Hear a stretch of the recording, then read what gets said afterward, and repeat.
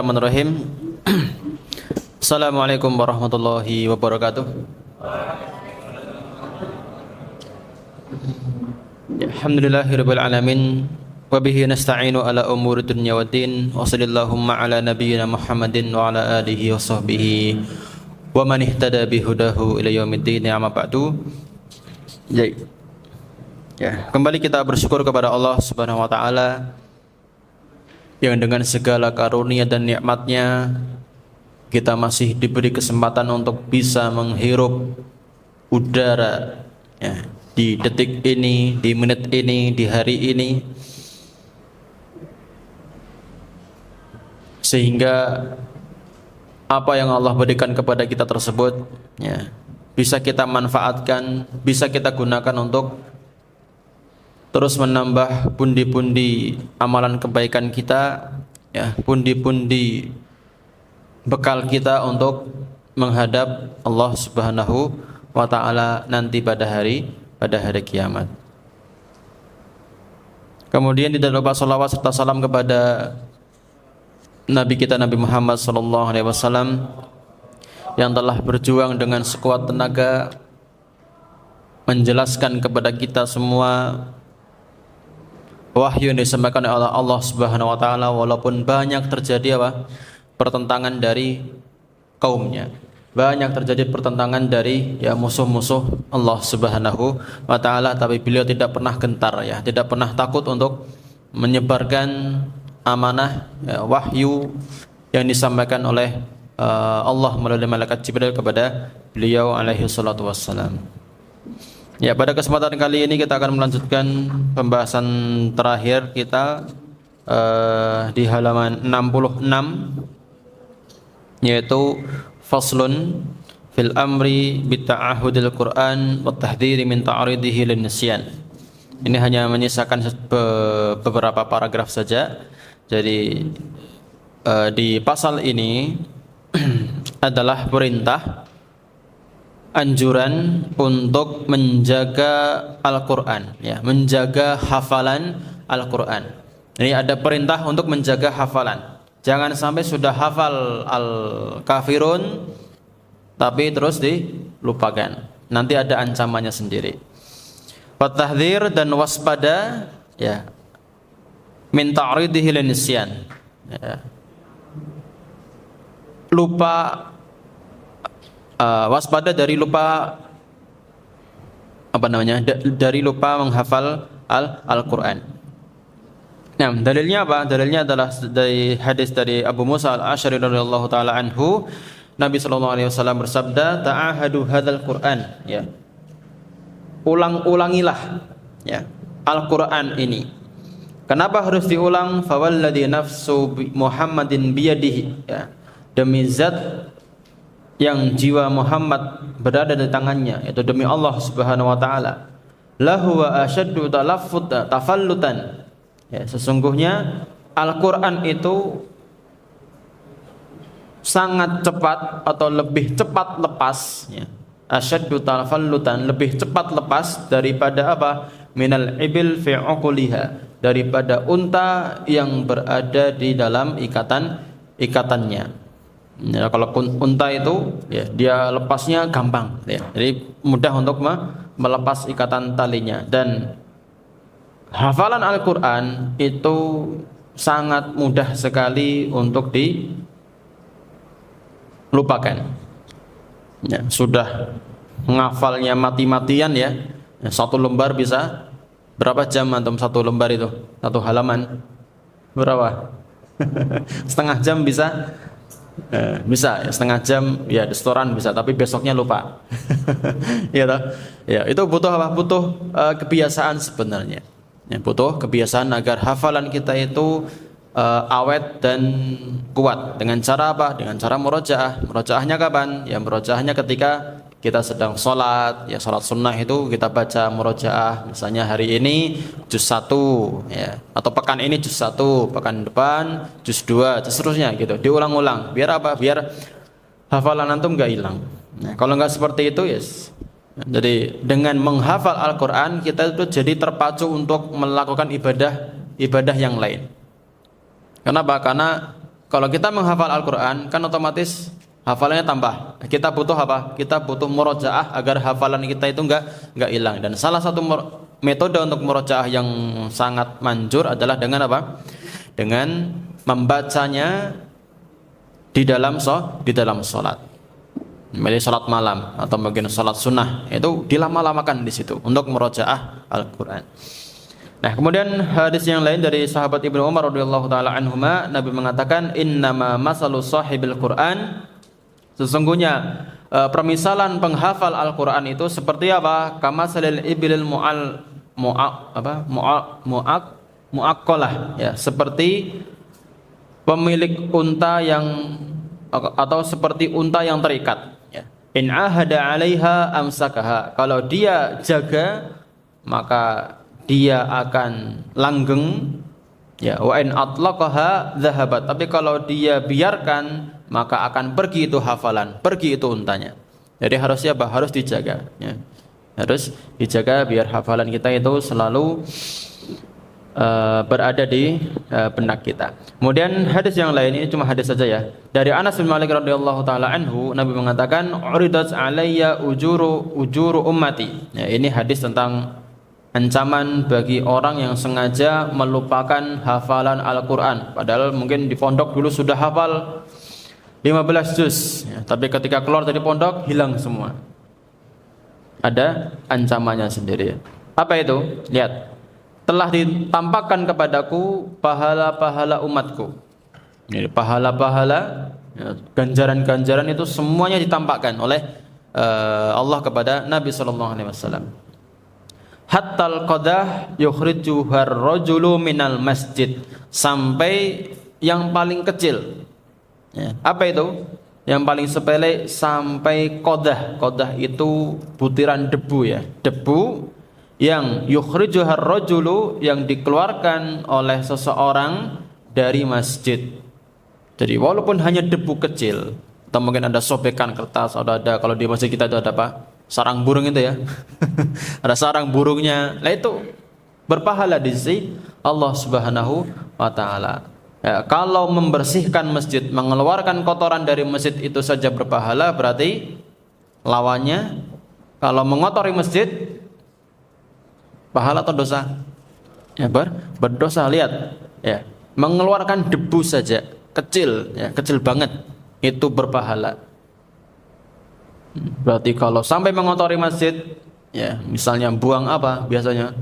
Misalnya ngupil di masjid, ya, dia apa? Dia buang di lantai, atau mungkin disembunyikan di bawah karpet, atau mungkin dia apa namanya motong kuku, ya, kukunya dipotong, terus dia buang di masjid. Jangan, ya, jangan seperti itu. Kalau memang terlanjur antum harus buang kukunya atau buang kulit mati, ya, di tangan atau mungkin di kaki antum, ya, itu disimpan, dibawa, ya, jangan dibuang di masjid. Itu dosa, mengotori masjid, rumah Allah, itu dosa, enggak boleh, ya, apalagi sampai kotoran yang benar-benar kotor, ya. Jadi mengotori masjid, misalnya apa? Ya, sampah, ya, buang plastik jajan di dalam masjid, ya, naudzubillah, jangan seperti itu.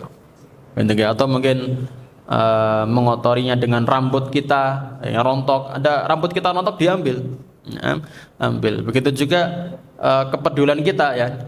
Saya masih lihat kepedulian kita kepada kebersihan masjid itu masih kurang. Ada banyak sampah, tapi nggak ada yang nyapu, gitu loh. Tidak ada yang nyapu atau yang memungut, itu nggak ada. Padahal cuma, ya, sampah apalah, mungkin sampah bekas sarang burung, ya, sampah mungkin bekas kertas, ya, sobekan kertas dan sebagainya, itu diambil. Jadi diambil, jangan dibiarkan. Itu berpahala. Orang debu saja itu pahala, apalagi yang sampahnya besar, ya, plastik, ya, apalagi kertas tadi, itu kan pahalanya insya Allah lebih besar lagi. Nah, wa uridat alayya dhunubu ummati, dan juga ditampakkan kepadaku dosa-dosa umatku. Ya, dosa-dosa umatku. Falam ara dzanban a'dama min suratin minal Qur'an au ayatin utiha rajulun summa nasiyaha. Ya. Dan aku tidak melihat dosa yang paling besar daripada suatu surat di dalam Al-Quran atau satu ayat yang dihafal oleh seseorang, summa nasiyaha, kemudian dia lupakan, sengaja gitu ya, sengaja melupakan. Jadi lupa bacaan di sini ada yang tercela, ada yang tidak tercela. Yang tercela gimana? Ya, yang tercela gimana? Ya, melupakan hafalan Al-Quran itu tercela. Ya, yang tercela gimana? Yaitu apa? Sengaja dia melupakannya, sengaja, enggak dijaga. Ya, sudah hafal juz 1, sengaja apa? Dia tinggalkan, wes enggak pernah murojaah lagi. Ya, ini melupakan hafalan yang tercela. Dan ada yang tidak tercela. Apa contohnya? Yang tidak tercela mungkin karena faktor ya, apa? Usia atau faktor umur, sudah masanya gitu ya, sudah mulai pikun dan sebagainya. Atau mungkin faktor apa? Faktor kesibukan pekerjaan ya, yang menuntut dia harus serba standby terus, seperti mungkin misalnya sebagai Pak Presiden ya, sebagai pemimpin negara itu kan sibuk sekali, bahkan mungkin sempat nggak bisa untuk murojaah, nggak bisa, sulit ya. Mau tidur aja sudah, mungkin ada telepon masuk, ada tugas baru datang lagi dan sebagainya, nggak bisa tidur dengan nyenyak, apalagi mau murojaah hafalan Al-Quran.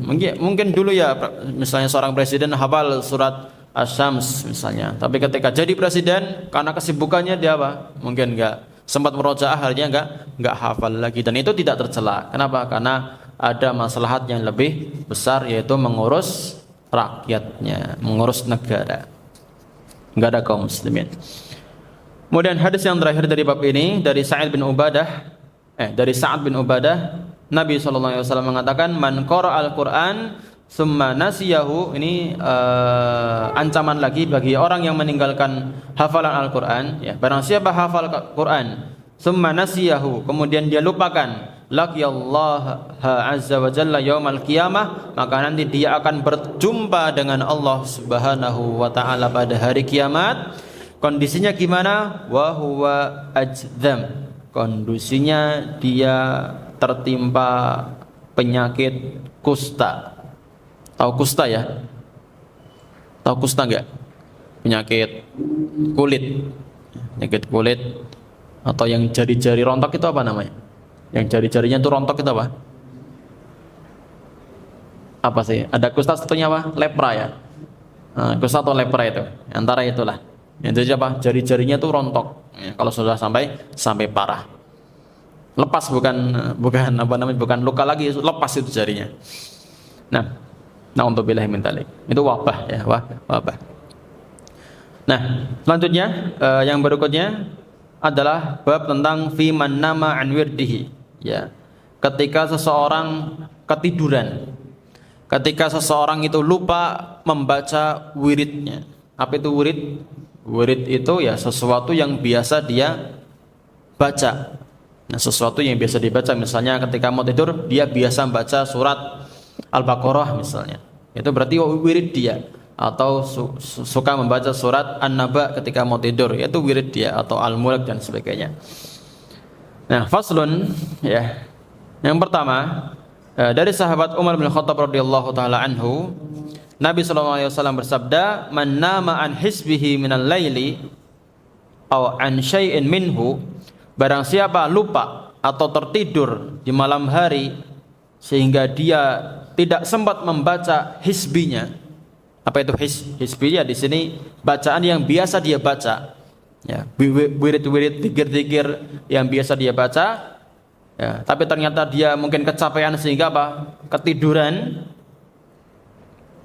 Terus ketika terbangun ya, di subuh misalnya, faqara'ahu ma bayna sholatil fajri wa sholatil duhri, dan kemudian dia baca wirid tersebut yang tadi dia lupa, yang tadi malam dia ketiduran ya, dia bacanya kapan? Bacanya antara sholat subuh dengan sholat duhur. Jadi ba'da subuh sampai ba'da duhur, antara waktu itu. Maka apa kata Nabi? Kutibalahu ka'annahu qara'ahu minal lail. Maka dia mendapatkan pahala sama ketika dia membacanya sebelum tidur.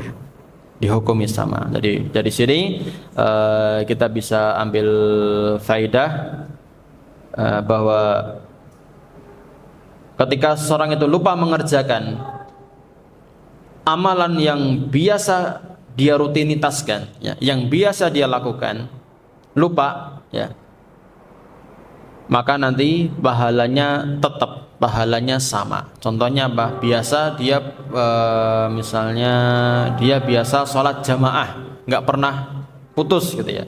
Jadi terus berjamaah. Lalu tiba-tiba mungkin karena ada udzur atau mungkin ada halangan dan sebagainya, dia nggak bisa ikut sholat jamaah, ada udzur.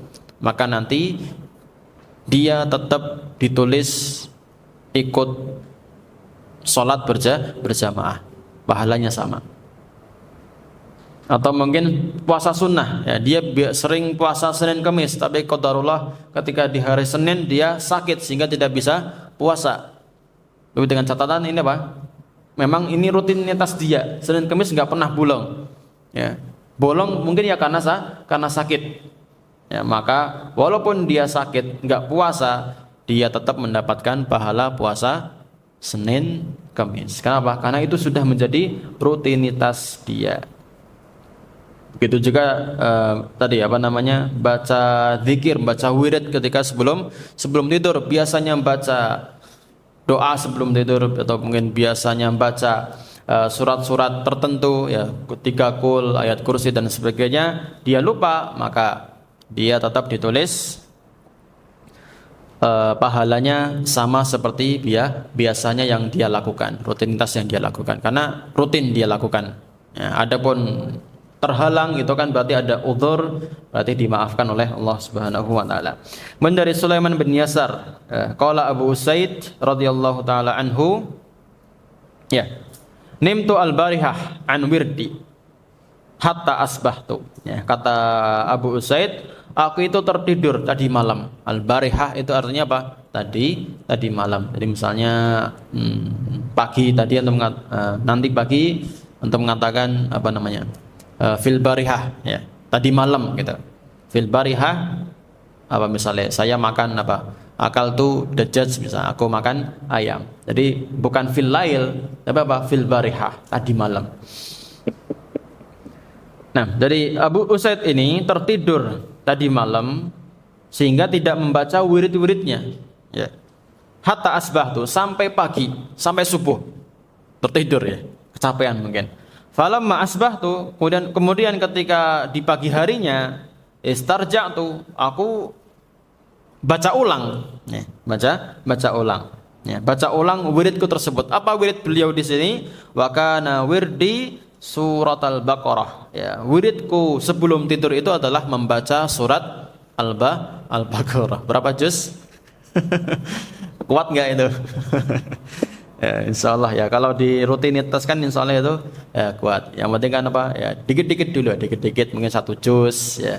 Yang penting Yang penting konsisten, ya. Jangan langsung banyak tapi cuma sehari, besoknya langsung tepar, ya, tidur langsung, malas, ya. Jangan seperti itu. Nah, dari beliau baca kapan? Beliau baca di ba'da subuh, ya, istarja tuh. Jadi beliau murojaahnya di ba'da subuh karena malamnya ketiduran. Kemudian beliau mengatakan, fara'aitu fil manam, dan aku lihat di malam tersebut, ya, di mimpiku tadi malam, ka'anna baqaratan tantohuni, ya, ada seekor sapi yang menyerudukku, ya. Jadi suratnya apa nih? Suratnya Al-Baqarah, ya. Dia lupa enggak baca, artinya apa? Datang ke dalam mimpinya, ya. Dalam mimpinya dalam bentuk apa? Sapi nyeruduk dia. Mungkin ini sebagai pengingat, kamu belum baca saya gitu. Seperti itu, ya. Ya, dan juga dalam hadis yang lain ada lagi ini dari Ibnu Abi Dunya, ya, an ba'di hafadzil Quran, dari beberapa para penghafal Al-Quran, mereka mengatakan annahu, bahwa seorang menghafal Quran, nama lailatan an hisbihi, dia lupa membaca wirid sebelum tidur. Nah, dia biasa baca wirid kayak tadi, baca surat Baqarah atau mungkin baca surat yang lain, tapi dia lupa, ketiduran. Fa uriya fi manamihi, maka dia diperlihatkan di dalam mimpinya, ka'anna qailan yaqulu lahu, seakan-akan ada penyair, ya, ada seorang yang berkata kepada dia, yaitu berkata apa? Ajibtu min jismin wa min sihhatin, ya.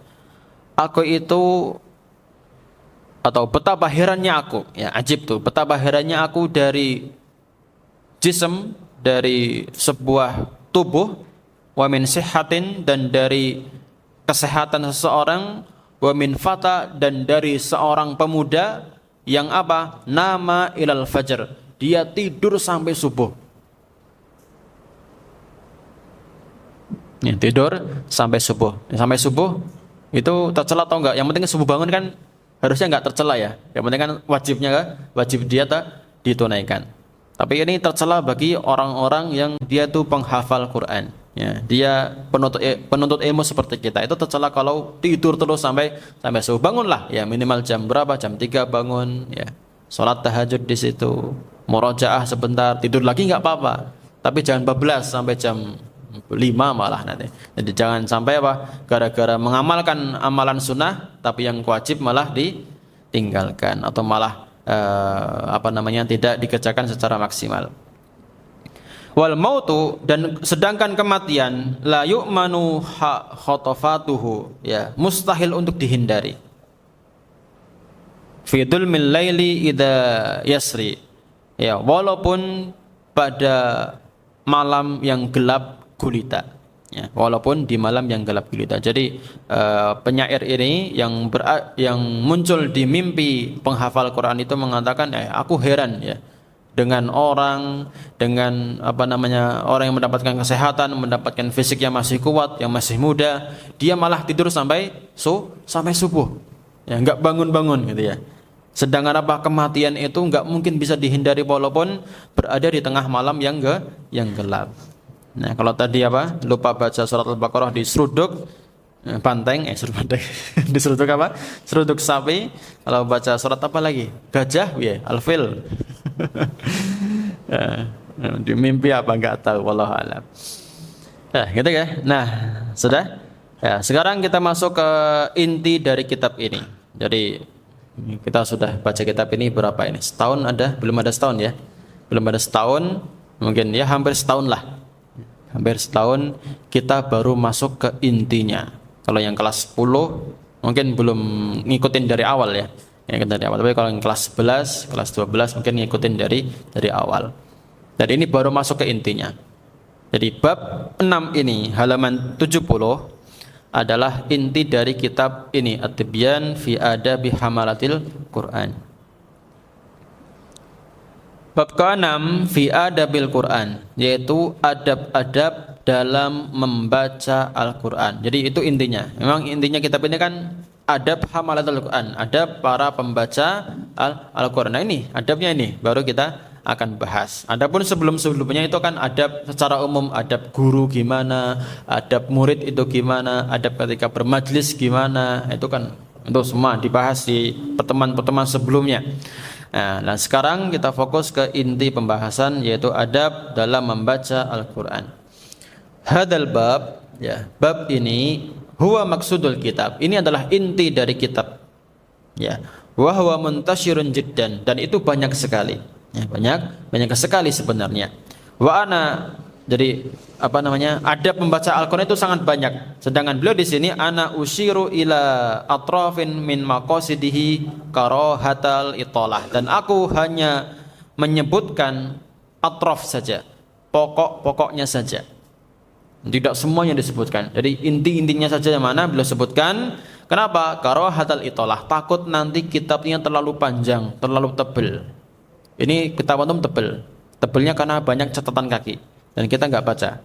Karena kalau kita baca catatan kaki ya mungkin 3 tahun nggak akan selesai. 3 tahun nggak akan selesai. Kalau kita baca cuma matanya saja, insya Allah cepat. Nah, mana tadi Mas? Wa khaufan ala qari'ihi minal malalah, dan takut, ya, beliau takut kalau para pembaca buku beliau ini jadi bosan. Kenapa? Karena terlalu panjang. Terlalu panjang sehingga jadi bosan. Hingga beliau meringkasnya atau hanya memilih adab-adab yang pokoknya saja apa.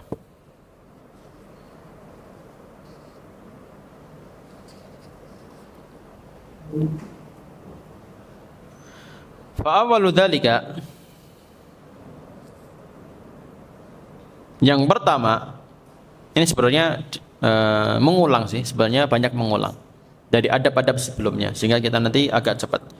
Fa'awalu dzalika, dan adab yang pertama, yajib 'alal qari, yang wajib bagi para pembaca Al-Qur'an adalah ikhlas, ya, harus ikhlas kama qaddamnahu, sebagaimana yang telah kita jelaskan di pertemuan sebelum-sebelumnya di awal-awal kitab, ya. Jadi mura'atul adab ma'al Qur'an, untuk menjaga adab bersama Al-Qur'an. Jadi membaca Al-Qur'an itu niatnya adalah lillahi ta'ala, bukan untuk mencari apa? Mencari dunia, entah itu mungkin uang, entah itu jabatan, entah itu wanita misalnya, atau mau cari akhwat, tapi syaratnya harus hafal Quran. Antum hafal Quran itu, antum semangat, itu salah niatnya, enggak boleh. Harus lillahi ta'ala dulu. Adapun nanti kalau antum dapat wanita, ya, akhwat yang hafidhah juga, ya alhamdulillah, itu berkah dari apa? Berkah dari antum ikhlas dalam menghafal Al-Quran. Tapi kalau antum tujuannya adalah untuk cari dunia, nggak boleh. Nanti itu jadinya apa? Melakukan ibadah tapi tujuannya bukan lillahi ta'ala. Jadinya apa? Jadinya syirik, no. Ya, jadinya syirik di sini. Karena apa? Karena dia tidak melakukan ibadah itu untuk Allah Subhanahu wa taala, tapi dia palingkan kepada yang lain, ya, sarful ibadah li ghairillah. Karena syirik itu memalingkan ibadah kepada selain Allah. Dan membaca, menghafal Al-Qur'an itu ibadah atau bukan? Ibadah. Kalau dipalingkan kepada tujuan yang lain, ya, bisa masuk ke dalam syirik, ya. Mungkin ya enggak sampai syirik besar, tapi ya tetap aja syirik gitu, ya. Batal amalannya. Percuma dia hafal Al-Quran tapi nggak dapat pahala sama sekali. Coba bayangkan, Al-Quran berapa huruf itu? Ada sekitar berapa? 600 berapa huruf? 600.000 ya? Atau berapa ya? Saya lupa itu. Ada sekitar 100.000 huruf. Dan itu kan kalau kita baca semua dikalikan 10 berapa itu? Pahalanya banyak sekali. Tapi dia enggak dapatkan apa? Karena bukan niatnya lillahi ta'ala. Fayan bagi, maka sudah selayaknya ayastahdira fi nafsihi annahu yunajillaha ta'ala. Maka sudah selayaknya bagi para penghafal untuk menghadirkan di dalam dirinya bahwa dia itu sedang bermunajat, sedang apa? Munajat itu apa? Munajat apa munajat? Sedang berbicara, sedang berkomunikasi dengan Allah Subhanahu wa taala. Sehingga apa? Dia membacanya ala hali man yarallah, seakan-akan seperti orang yang melihat Allah. Muraqabah. Ya, seakan-akan dia melihat Allah. Jadi dia baca Quran itu seakan-akan Allah ada di depannya. Fa in lam yakun yarah, tapi kalau dia enggak bisa membayangkan Allah, dia bisa melihat Allah, maka bayangkanlah fa innallaha ta'ala yarah, maka bayangkanlah, yakinilah bahwa Allah itu melihat kita. Gitu kuncinya. Biar apa? Biar ibadah kita itu benar-benar berkualitas, ya. Karena merasa diawasi.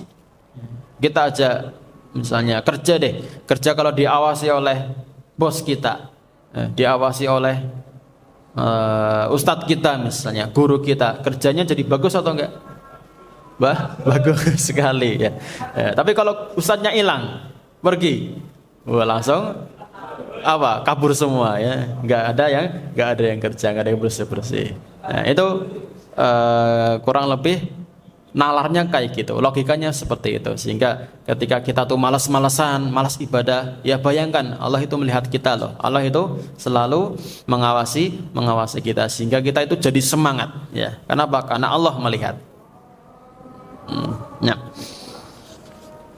yaitu adab yang pertama. Kemudian yang kedua, isti'maluhus siwak, ya, membersihkan atau menggunakan siwak, atau bahasa lainnya membersihkan mulut sebelum membaca Al-Quran. Faslun, wayan bagi idza aradal qiraah, ya, maka selayaknya bagi para penghafal, para pembaca Al-Quran ketika pengen membaca Al-Quran, ayunadhifa fahu bisiwak, untuk membersihkan mulutnya dengan siwak wa ghairihi, dan selain siwak. Dengan apa selain siwak? Ya, contohnya nih. Wal ikhtiyar fi siwak. Adapun pilihan untuk bersiwak bisa menggunakan bi'audin min arakin, dengan kayu siwak. Ya, menggunakan kayu siwak, aud, ya. Arok, ya, namanya kayu arak. Enggak tahu saya seperti apa. Yang jelas itu kayu yang digunakan untuk bersiwak. Wa yajuzu, dan boleh juga. Jadi paling utamanya tadi pakai kayu arok karena teksturnya yang pernah siwakan enggak? Pernah siwakan enggak? Atau pernah lihat kayu siwak enggak? Ya kayak gitu. Ya, Pak, teksturnya itu lembut dan ada rasa apa ya? Rasa seger-segernya, rasa minnya itu ada. Ya, ada min-minnya seperti itu. Tapi kalau yang nggak biasa ya nggak nyaman juga, nggak ada rasa kayu kayak gitulah, nggak enak. Ya, tapi boleh juga wa yajuzu bisairil aidan, ya, boleh menggunakan kayu-kayu yang lain, ya, batang-batang kayu yang lain, tapi batang kayu yang lunak, ya, bukan kayu-kayu yang keras. Kayu jati dipakai yang nggak bisa. Kayu apa lagi? Yang lembut itu apa? Di Indonesia ada nggak? Nggak ada ya, susah ya. Bambu, tebu sekalian minum gitu, makan minum gulanya, sarinya tebu.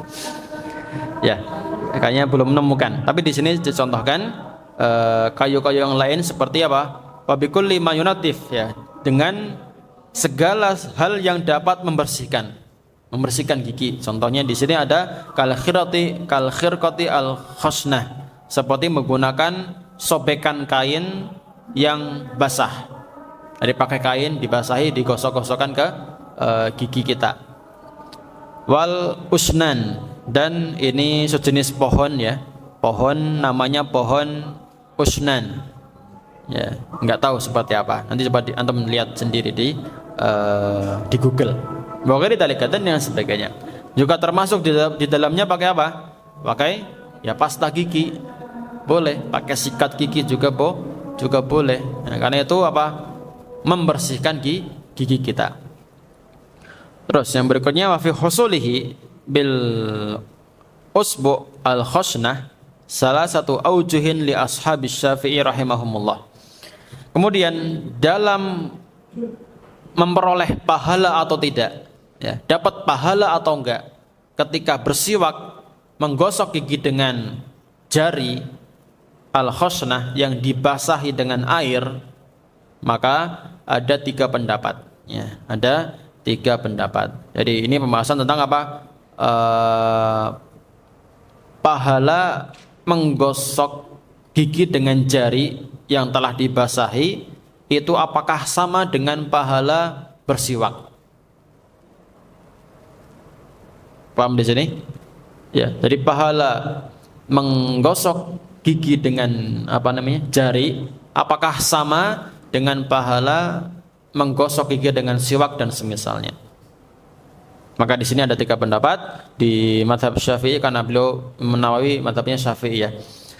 Yang pertama, asyharuha annahu la yuhsal, ya. Yang paling masyhur pendapat dalam mazhab ini adalah tidak sama pahalanya, berbeda.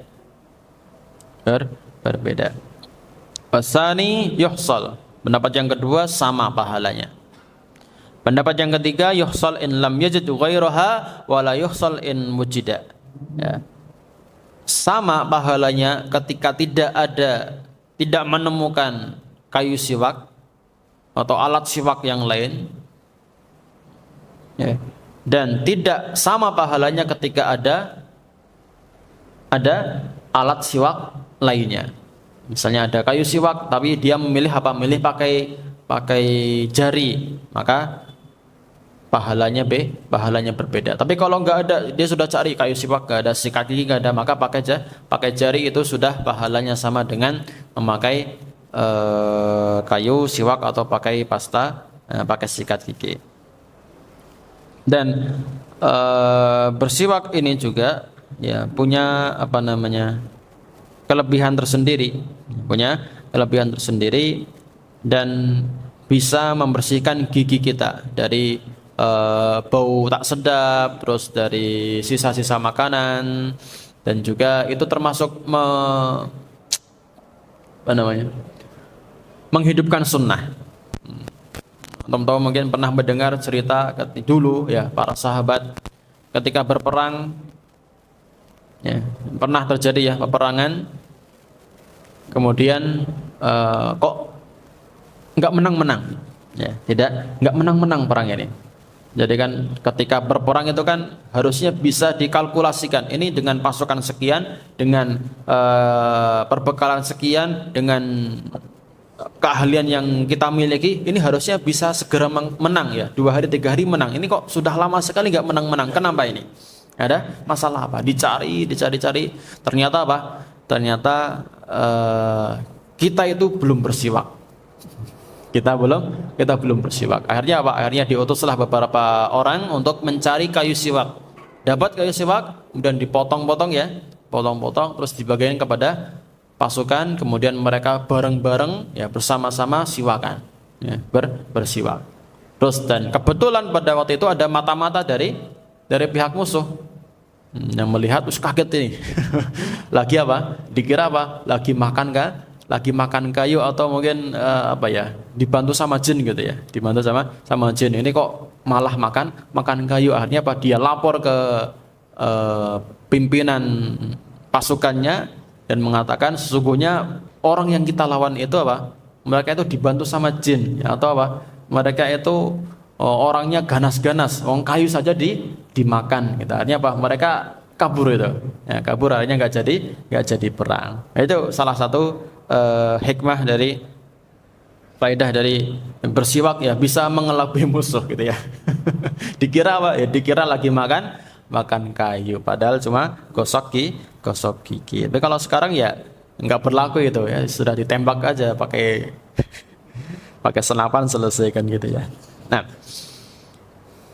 kemudian tata caranya bayustaku ardon ya. Tata caranya adalah bersiwak dengan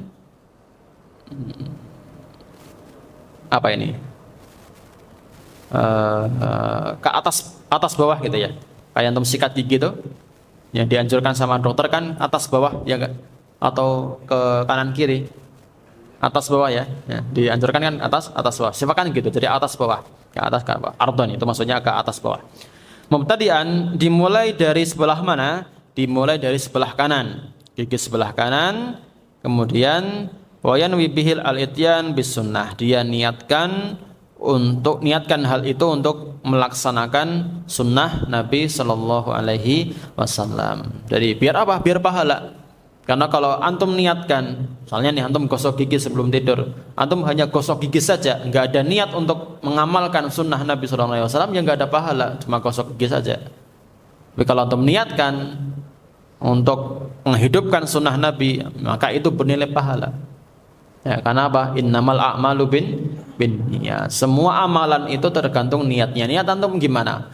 Cari pahala, menghidupkan sunnah, menaati perintah Rasul, menaati perintah Allah, itu dapat pahala. Tapi kalau hanya kebiasaan saja, ya sikat gigi ya karena saya habis makan misalnya makan pete, makan jengkol, sikat gigi lah biar bersih, biar nggak bau pete, biar nggak bau jengkol kayak gitu. Begitu nggak bernilai pahala kalau tidak diingatkan untuk mencontoh sunnah Nabi Sallallahu Alaihi Wasallam. Wa qala ba'dul ulama, kemudian sebagian ulama mengatakan ketika bersiwak ya, hendaknya mengatakan Allahumma barik fihi ya arhamar rahimin. Ya Allah, berkahilah aku di dalam siwak ini, wahai arhamar rahimin, wahai zat yang maha pemurah, yang maha pengasih. Tapi di sini doa ini itu tidak ada dalilnya. Ya, tidak ada dalilnya sehingga tidak perlu diamalkan, nggak usah diamalkan. Karena yang namanya ibadah itu kan sifatnya apa? Tauqifi, sifatnya harus ada dalil. Kalau nggak ada dalil, ya nggak boleh. Ya, nggak boleh dia melakukan ibadah tersebut. Jelas ya? Jadi ketika kita mau ibadah, ya tahu dalilnya. Mana dalilnya? Ada nggak dalilnya? Kalau nggak ada berarti ini bukan ibadah. Ini bid'ah. Jelas ya? Nah, wa yustahabbu dan disunahkan ayustaka fi dhahiril asnan wa batiniha. Disunahkan untuk bersiwak menggosok apa? Gigi bagian luar. Bagian luar maksudnya yang kelihatan itu sama gigi bagian dalam. Misalnya ini gigi ya. Kita kan biasanya gosok cuma bagian depan saja. Sementara di dalamnya, dalam mulut itu enggak digosok. Yang disunahkan untuk digosok juga karena kan itu ya semuanya nanti kena makanan kan, sehingga perlu digosok juga. Jadi gimana caranya biar gigi yang bagian dalam itu kita gosok juga, bukan hanya bagian luarnya saja. Ya luarnya mungkin bagus ya, dia bersih, tapi ternyata yang bagian dalamnya rusak karena nggak pernah digosok. Ya minimal setahun atau 6 bulan sekali lah melakukan periksa gigi. Apa itu namanya? Scrolling ya, dibersihkan karang-karangnya itu. Karena kan kadang ada yang masih tersisa sehingga nanti membentuk karang gigi, dan itu nggak bisa dibersihkan. Harus dipakai alat itu, dikerok. Bersihkan biar bersih juga dan ya, enak dipandang gitu ya, apalagi kalau yang belum nikah seperti anton. Baik, terus dah habiskan ini. Wa yamur siwak ala atrafi asnanihi, dan dia siwak itu digosokkan ke ujung-ujung giginya ya, sampai ke ujung sana, sampai ujung sini ya, semuanya digosok. Wa qarasi atrasihi, dan gusi-gusi gerahamnya juga digosok ya, geraham gigi yang paling belakang itu ya digosok. Wasak fi halqihi imraran rafiqan, dan juga langit-langit mulut ya, langit-langit mulut itu juga digosok ya, dengan apa? Imraran rafiqan, dengan gosokan yang lembut biar tidak melukai langit mulut kita, nanti malah luka, repot nanti, untuk susah makan. Jadi pelan-pelan aja. Qalu, mereka para ulama itu mengatakan, wa yanbaghi ayustaka bi'audin mutawassit la syadidal yabusah wa la syadidar rutubah ya.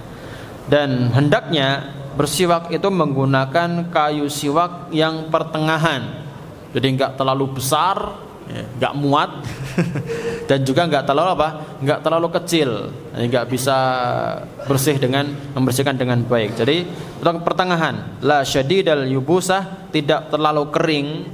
Jadi kayunya enggak terlalu kering, karena kalau kayu siwak itu misalnya antum biarkan enggak disimpan di tempat yang lembab, dia akan kering lama-lama. Wala syadidar rutubah, dan jangan terlalu basah. Jangan terlalu basah kayunya.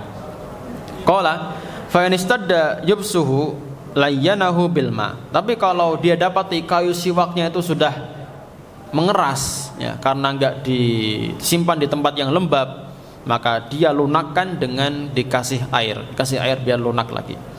Wala ba'sa bi istimali siwaki ghairihi bi ittih, dan juga boleh, ini mungkin agak asing bagi kita ya. Boleh apa? Boleh menggunakan atau meminjam siwaknya orang lain. Gimana? Antum mau nggak? Meminjam siwaknya teman antum. Antum punya sikat gigi dipinjam. Tapi kalau sikat gigi itu nggak boleh, nggak bisa ya. Karena itu pasti dipakai oleh teman kita. Tapi kalau siwak itu bisa kita pinjam, bisa kita minta. Karena kan kayu siwak itu kan sekali pakai ya. Jadi misalnya, pernah siwakan nggak? Pernah. Ya, misalnya ini kayu siwak ya. Ya misalnya, ini kebesaran. Paling siwak itu sekabel inilah. Ya. Kan terus kulitnya itu dipotong. Ya, kayu siwaknya itu kulitnya dipotong, dikelupas, nanti kan tinggal dagingnya toh. Tinggal daging kayu siwaknya itu. Nah, itu nanti di apa kan? Ditumbuk atau antum gigit-gigit. Digigit sampai berbentuk seperti apa? Ya, serabut-serabut. Ya, kayak sikat itu. Nanti baru disikat. Nah, dan antum bisa pinjam teman antum, tapi nggak pakai yang ini dipotong. Jangan dipakai lagi. Ini sudah bekas apa namanya? Mulut teman antum. Ini dipotong terus antum buka lagi yang baru. Gitu, makanya bisa. Tapi kalau sikat gigi nggak bisa itu. Jangan, karena nanti itu kan ya kotor lah, jijik ya gitu. Ini kalau siwak bisa. Kalau di Madinah sana itu kayu siwak itu dipajang di mana-mana itu. Ya, jadi panjang sekali. Tinggal siapa yang mau memakai, tinggal dipotong aja, motong berapa senti terus pakai untuk siwakan.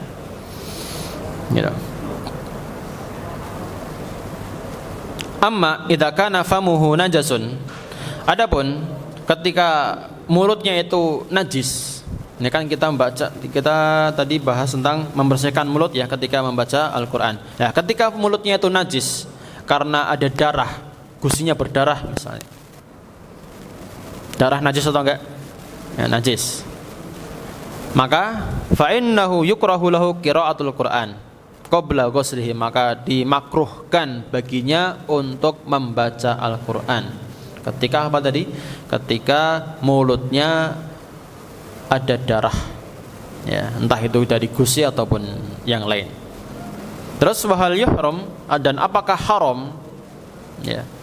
Jadi apakah sampai ke derajat haram ya apa tadi? Membaca Al-Qur'an ketika giginya itu atau mulutnya ada darahnya, entah itu dari gusi atau mungkin dari luka di bibirnya misalnya.